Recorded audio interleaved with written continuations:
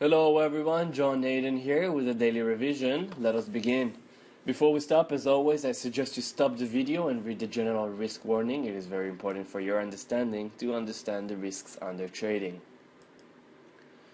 Upcoming events. All events are taking place in GMT hours. I recommend you write the events down in your calendar so you would be able to trade and notice them before and after the announcement.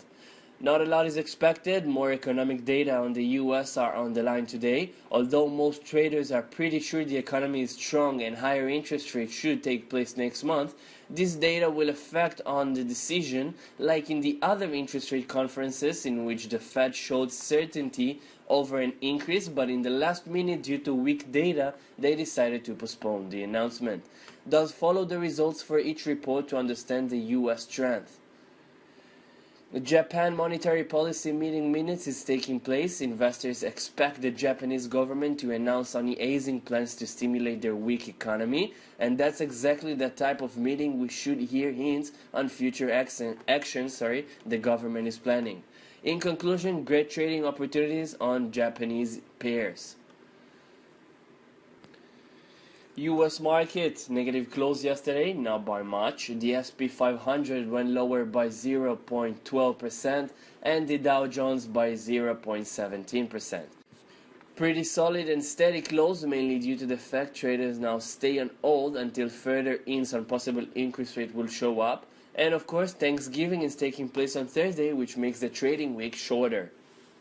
Using the technical analysis, we are still fighting against the last resistance area or trend line.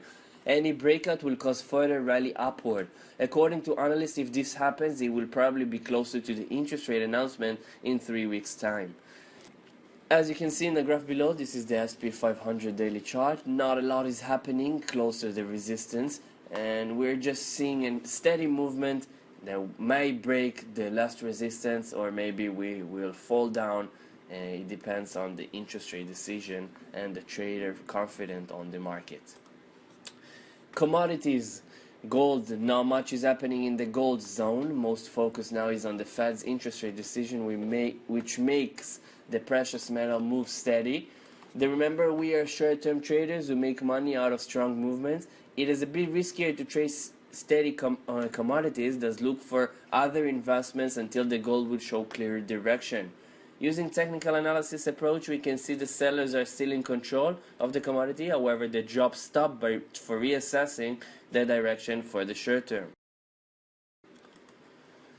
Crude oil. Yesterday trading session was pretty special for the commodity. After the oil fell apart in the last month, positive comments from Saudi Arabia made the price of oil to climb fast, but as you can all guess, the downward trend was stronger, making most investors to lock in profits from the rally, sending the prices of oil back down. According to analysts, the price of oil will remain low until the big global suppliers will act on the reducing supply simultaneously. The reports and announcements which make the oil go higher for the short term are now going to be the factor which will turn the downward trend to an upward one. Using technical analysis, we can see we're still expecting the price to fall lower, at least until the $38.5 per barrel. In conclusion, the short-term positive feeling creates great trading opportunities. Look for the API weekly crude oil announcement to time a trade in favor with the results.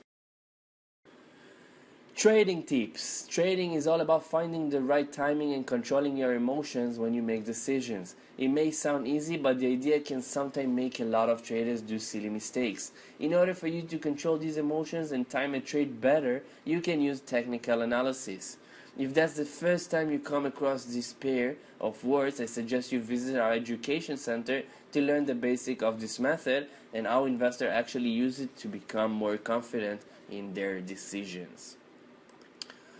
That's it for today. If you guys have any question, please contact me on binaryoptionsreview@gmail.com, and of course visit Ken Davis blogs on binaryoptionreviews.net. See you again tomorrow.